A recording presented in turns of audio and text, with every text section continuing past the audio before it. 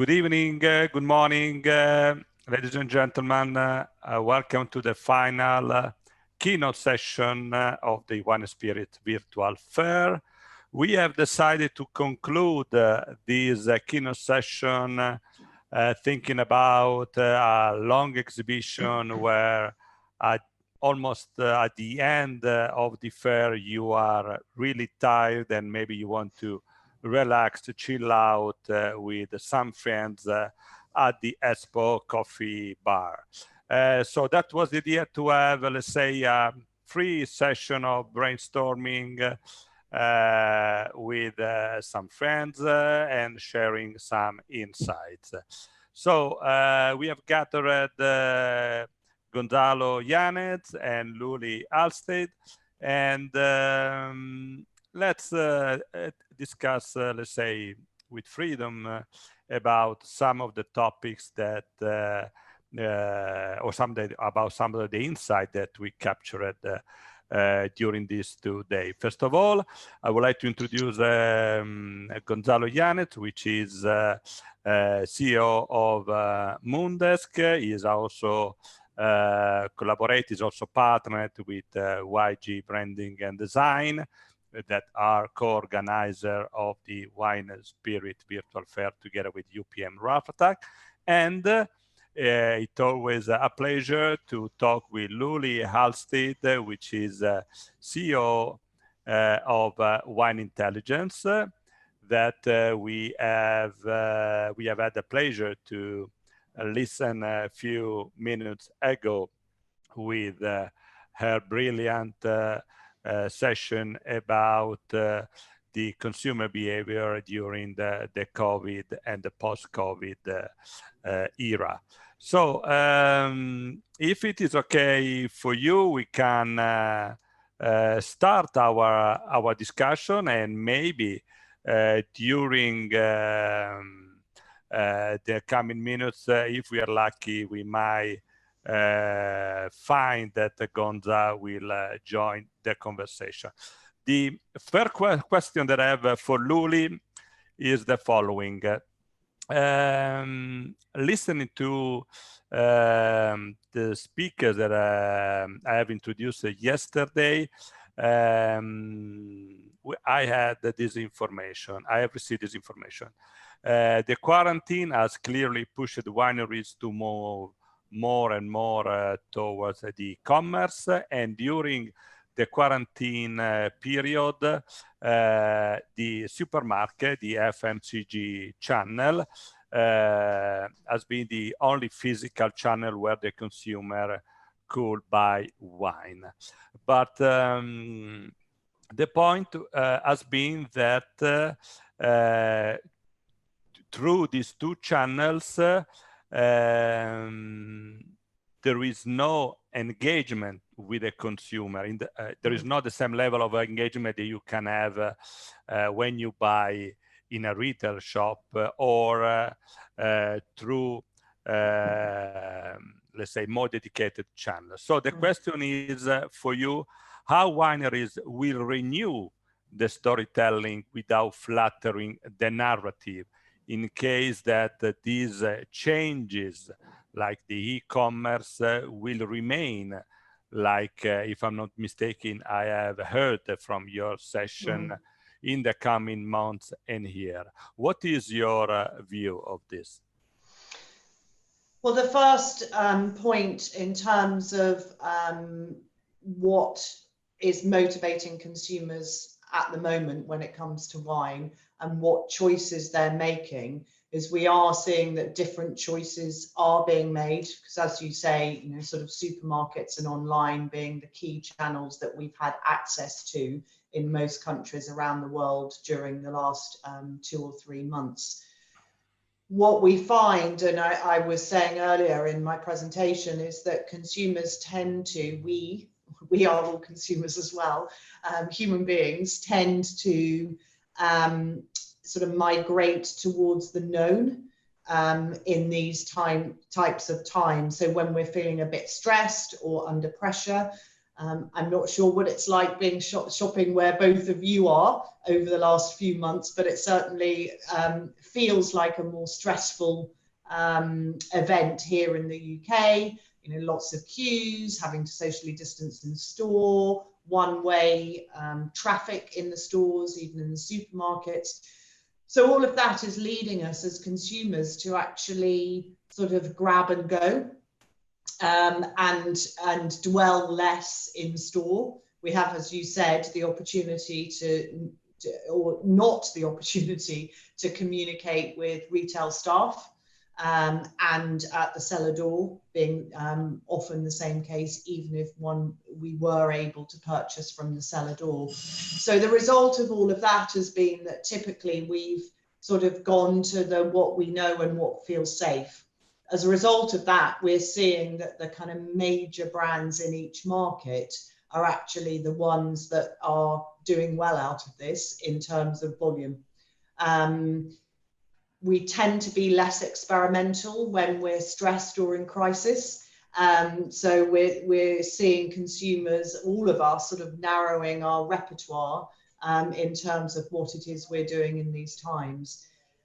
So how do we engage, to your question? If that's the case, how do we re-engage going forward? I think online, there are lots of ways of engaging more proactively online. We're all getting used to what we're doing now.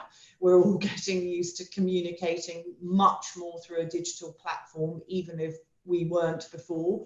I imagine most of us in the working world have mastered Zoom and Teams and every other platform that exists, even if we haven't quite got it right, as well as speaking to our friends and family and socializing in this way. So the sort of positives for the DTC, and certainly online DTC, is that we're learning pretty quickly as human beings and consumers to engage more this way. So actually being able to zoom in, if you'll excuse the pun, to wineries, to meet the winemakers, to see the cellar doors, to see the winemaking process, to visit the vines, you know, to have, you know, sort of web streaming of vintage, those sorts of things, which for a lot of consumers are, if I use a word, quite romantic and quite engaging. So actually, we've got a positive opportunity, which is to use this way that we've now learnt to communicate, even if that sort of drops off a little bit as we re-enter the face-to-face world. There's certainly a lot that can be done there. And we know consumers love to get to the kind of heart of a winery, you know, learn how wine is made, you know, what curiosity will remain, and they can explore probably also through the internet how that wine is made or what are the properties of that specific grape. Yes, that is true. That is fundamentally true. Yeah. And regarding one slide that you shared in the previous presentation about the growth in terms of sales through the e-commerce. My question was, have you been able to record also a change in terms of quality? I mean, you were saying that the consumer go more towards products that are giving a feeling of reassurance. Okay, but what about the quality? They are, when you are on the e-commerce, you are more focusing on price, on a discount, or maybe the consumer now is evolved in a way that, okay, I buy from that platform, but I want to buy that good wine because I deserve it. What is well, the answer is actually a bit of both. So when we work with consumers and talk to consumers, that buying online sometimes is about value. Because typically we're buying multiple bottles at the same time. So, you know, 6 bottles, half a case, whatever. So often the online purchase is motivated by a combination of convenience and value. So searching for a discount, a deal, a promotion, and being motivated by that discount, deal or promotion. On the other hand, and I was in fact today just looking at a client based in British Columbia who's just launched a website from their winery in the UK, and they're selling sort of 3-bottle packs at equivalent of about sort of 200, 220 euros for 3 bottles of wine coming out of, fine wine coming out of British Columbia. So the other end of the spectrum for online is that very specialist kind of way of getting hold of more niche luxury and iconic wine that, often you won't find in even a specialist retailer. So it's for the sort of the high involved consumer who's searching for a very specific, often a very specific wine that they're after, and in which case price is typically not so much the barrier there. So it's sort of servicing very different needs. Yeah, thank you very much. Gonza, one question: how do you see the fact that in the future the growth of the e-commerce might somehow, let's say, change the way of engagement between the product and the consumer? Normally, when you are in a high street shop or you are in a retailer shop, you can touch the bottle, look to the bottles. While when you are in digital, obviously, you can look to the quality of the design, but you cannot touch and feel and have an emotional connection through what you feel through your fingers. Will that maybe change the way the designer will create a design in the future, or you think that this might also bring extra creativity for you? Well, that's an interesting question. I think in the future, designers will have like a broader landscape to let's say to play with the clients and with the final consumers, right?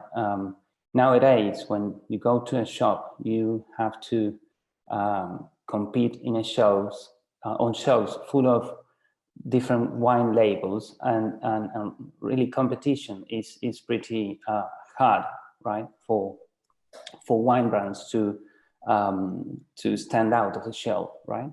I think that when you go to digital, there are many other tools that will start to become part of the game. And with this, I mean the experience that Luli was mentioning before. I'm sure that many wineries will take advantage of that, and will be able to connect with their consumers in a way that physical stores are almost are not able to do, right? So if I can make a consumer feel that he's in the middle of the vineyards, and if I can make them speak directly with the enologist team or with the marketing person or whatever, I mean, whatever the team from the wine side is, but I can make them connect with the company, that will make them feel part of that community or that brand, right? So I think the digital experience might be something to explore in the future, and a very interesting resource to complement with the wine label design. Then once you made the purchase decision and the case arrive at home, you will want to see that experience in person, right? You will want to touch the label, you will want to feel the resources, the stamping, or people eventually will get that connection, but it will be one-to-one once they've made the purchase decision, right? And when you go to digital, there's a whole world of opportunities that will also come out, such as the gamification, right? There's a lot going on about those concepts as well. And I think there's an opportunity for wine brands to start like offering different experiences to their consumers in terms of gamification, right?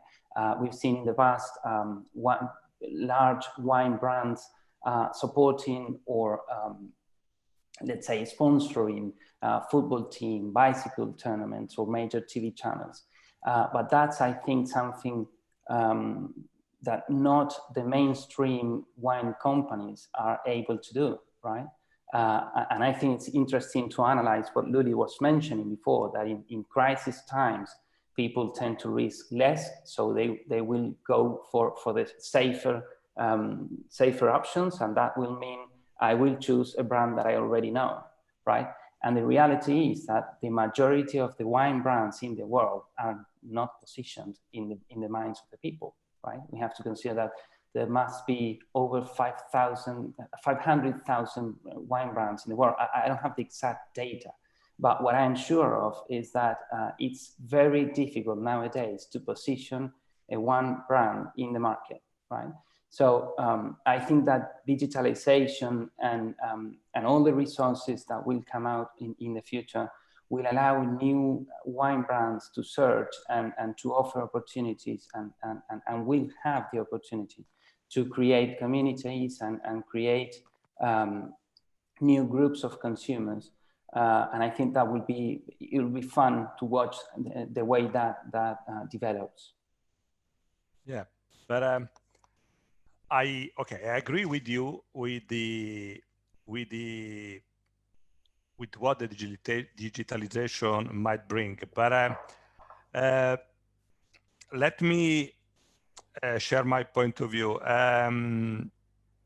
Digitalization, I see it like something effective for mainstream wine, okay? But when we talk about fine wine, the fine wine categories, I think they will remain rooted with their values that can be the terroir or the storytelling. I don't see for that kind of wines a new way of expressing their values. What do you think, Luli? Do you think there will be such a revolution in the coming years regarding the way of engagement or the value that you are communicating to your consumer, or not? The evidence that we see, and if we look at sort of academic literature that's focused on previous times of sort of financial, social, economic, or health threat, and what impacts that has, is that typically what we see is long term our behaviors don't shift hugely.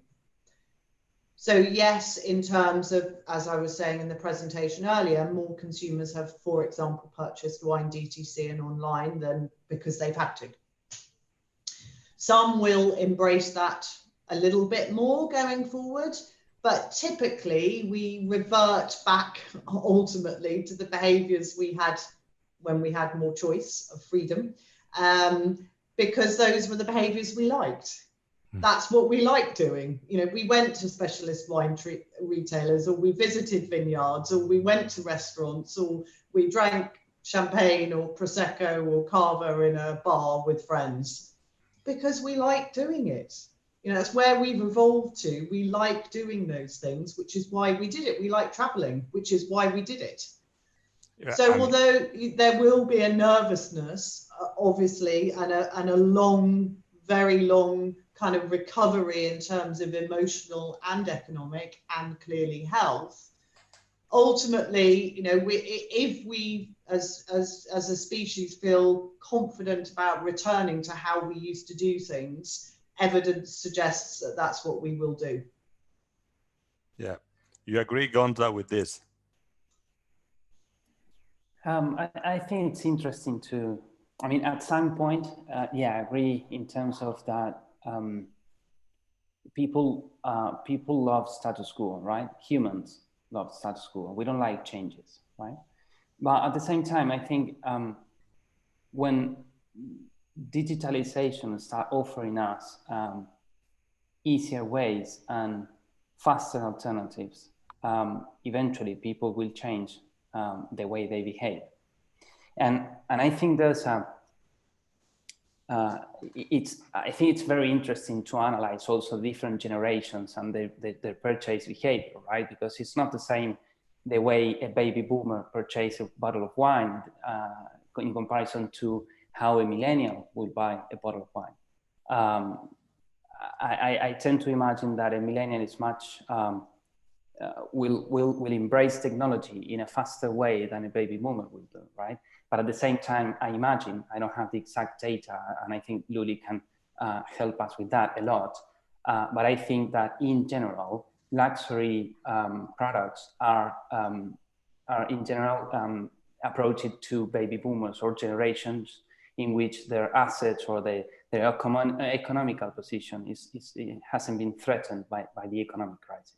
Actually, there's evidence that shows that luxury products don't tend to suffer that much or as much as mainstream products during economic crisis, right? Because in general, luxury products or luxury wealthy people, let's say, don't suffer as much as regular people during this economic crisis.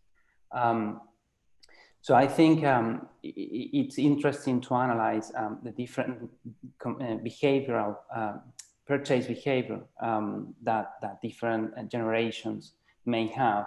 And then another interesting thing is how technology helps us make things happen in an easier way. I totally agree that we love traveling.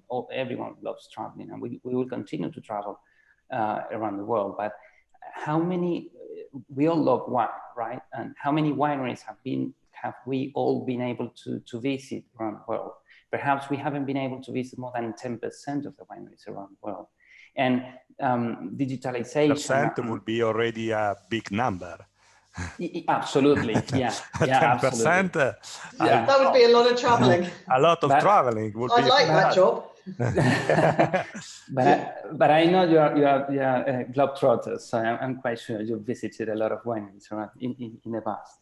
But anyway, I mean, there's a lot of wineries that I'm not sure we haven't been able to visit. And having the possibility of doing that in a digital way, create bridges, right, with new wine brands or wine companies. And then in regards of the purchase experience, perhaps 20 years ago, nobody thought that Amazon would take over the way they did against Walmart, for instance, right?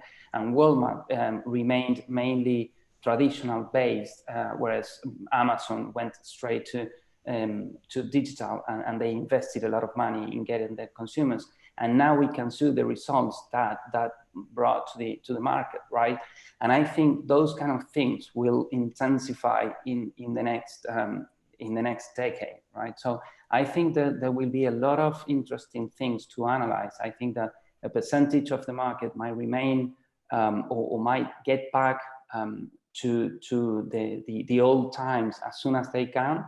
But I think a lot of changes will happen, and I think it's still too early to analyze how different the world will be after this economic crisis.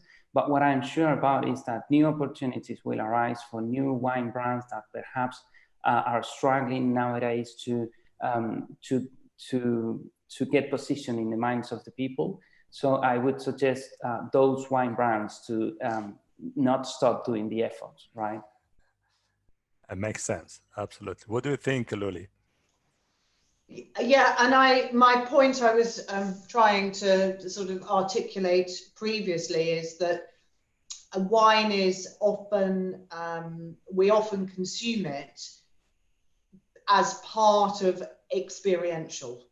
So we're not just consuming it because it's liquid. You know, we're consuming it because we're with friends, because we want to celebrate, because we're on vacation. and you know, 100 other reasons that we could all list very quickly as to why we can, you know, why we enjoy consuming wine beyond it's liquid and we like the taste. Yeah. Yeah. So although the digital, yes, I completely agree with you that this has forced more people to interact with wine digitally more than they did before. And there will continue to be that opportunity to interact with consumers digitally, which might mean increased purchasing DTC or online proportionally, some increased purchasing. But I suppose the point I was making earlier was, you know, visiting a winery online and buying some champagne online, if we use that as an example, will never replace meeting your friends for their birthday and raising a glass together. So because wine is so inherently a cultural symbol, a cultural product, is part of our personal status and part of our external status, part of our kind of pleasure sensor, not just because it's alcohol, but because it's associated with friends and family and sociability and reward and luxury and travel, and again, a very long list. You know, that's the bit that we will revert back to when we have the opportunity to, because we've chosen to do it because we like it. Yes, of course. We will continue to do the things that we like. So I agree with that statement. I would like to drive the conversation another element. So we were talking about the digital platform, the way where the way you can buy wines in the new era, in the new normality. Listening also to your session, Luli, you said that consumer during the COVID period were also buying larger format in different type of packaging. Okay, so the wine is traditionally quite a conservative product in terms of packaging type. So glass is always with the same shape since centuries. Bag-in-box is gaining popularity, but more, let's say, in the Nordic countries of Europe. In the Mediterranean, it's much more difficult. My feeling is that maybe thanks to this crisis, there might be possibility for us speed up in the modernization or in the types of packaging that the wineries will offer, or is maybe nothing will change so significantly. I connect this question with the fact that also yesterday Gonzalo was sharing his insight for 2030 with a lot of changes, a lot of things that might happen in the hands of the consumer in the coming years. And I was wondering if the packaging of wine will remain rooted like it has been over the last 300 years, or thanks to this modernization, the digitalization, and the consumer that are, let's say, more independent and curious, maybe this might be the right time for a wine producer to switch or try to propose a different type of packaging. What do you think? Luli first. Yeah. So yes, we've seen, and you look at the sales data in many markets, that there has been some uplift, for example, in larger format bag-in-box, particularly over the last 3 months. When we talk to consumers about that, the kind of key drivers or the key reasons for that are practical and utility. You know, not wanting to spend too much time in a store, wanting to limit the number of occasions at which you have to visit the store.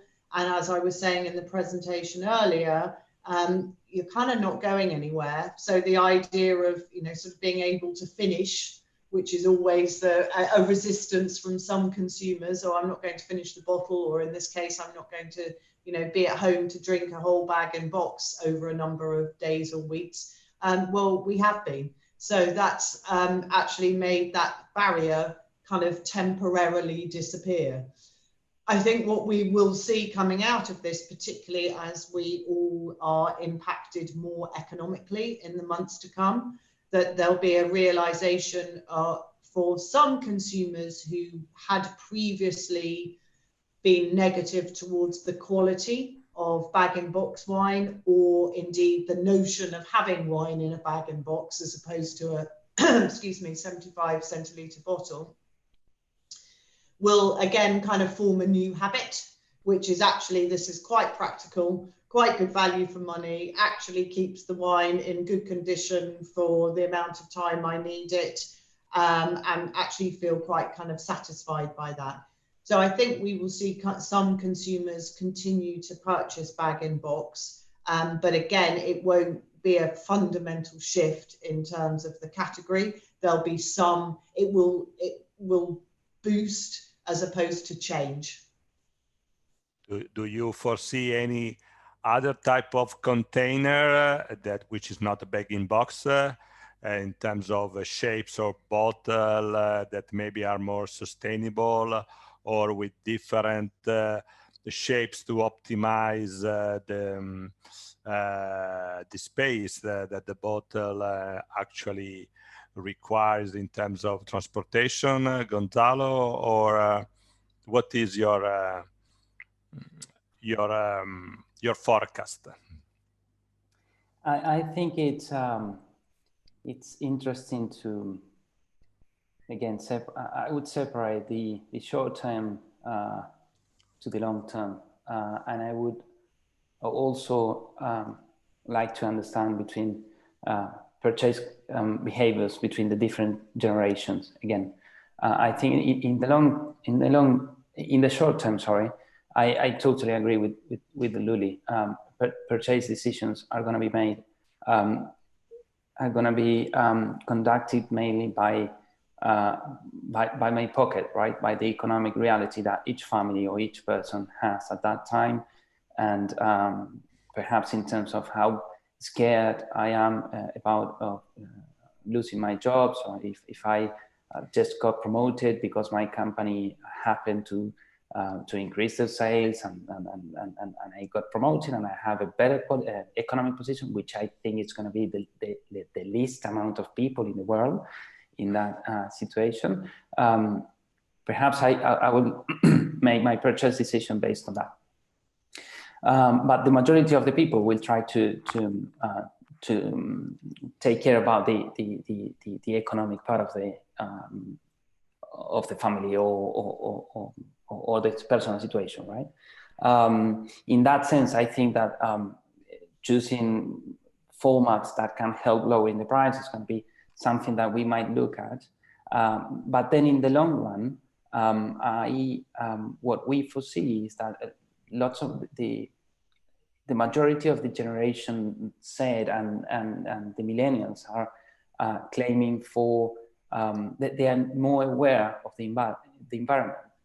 So and they also challenge the way the world has been working in the past decades. So perhaps their decision criteria will be different from baby boomers and Gen X. So and they're much more aware of the environment, as I mentioned before. So I think they will try to look for different alternatives in order to be more environmental friendly, right? So in that respect, I think a lot of disruptive innovations might come to the market during the next 10 years. I mean, if DTC start being a reality, and I mean, in terms that I could connect a winery straight to a consumer, right? At least locally, let's think in Italy or in the States, right? In which there are a lot of technology companies connecting directly the consumers with the wineries. And the consumer already made a purchase decision digitally, right? Because they saw already an advertisement in Google or in whatever the website they're visiting is. They made the purchase decision. Perhaps they saw a video, they saw the storytelling, they visited the website, and once they made that purchase decision, once the case arrives, I think one side you could have the completely packaging full of details, and again with a nice paper or stamping on all the things we currently know. But on the other side, you could have something much more minimalistic, right? Because the purchase decision has already been made, and you have just a wine case, you know, completely fully packed on the exterior, but in the interior, you could just have like a small stamp saying, well, this is X brand, thanks for your purchase, we are sustainable, right? So I think there's a lot of opportunities that will come in the future in this sense. And it all depends on the strategy the winery will have, and in terms of the market segment that they will approach, right? Very good, very good. Thank you, Gonza. We are almost out of time. I don't know, Luli or Gonza, if we want to share any other idea, thought. Otherwise, I ask you, Gonza, if you can check in the message box if there is any question. This is a very open session. Otherwise, we can close this coffee break between the three of us and get ready for the next webinar that is about to come in 20 minutes from now. So we also need a technical time to switch to the other room. I don't see any questions on the screen for the moment. I thank you, Luli, for being with us in these 2 days. We truly love all your session. We thank you for the quality and the contribution that you have provided in this virtual fair. And I thank you also, you, Gonzalo. And I think our audience will see you also later during the day in other sessions, maybe. I know there are another couple of sessions dedicated to Moondesk. I don't know in which one you will be part of. But I thank you all, and thank you for being with us. See you soon. Thank you. Thank you very much. Bye. Bye. See you soon. Bye-bye now.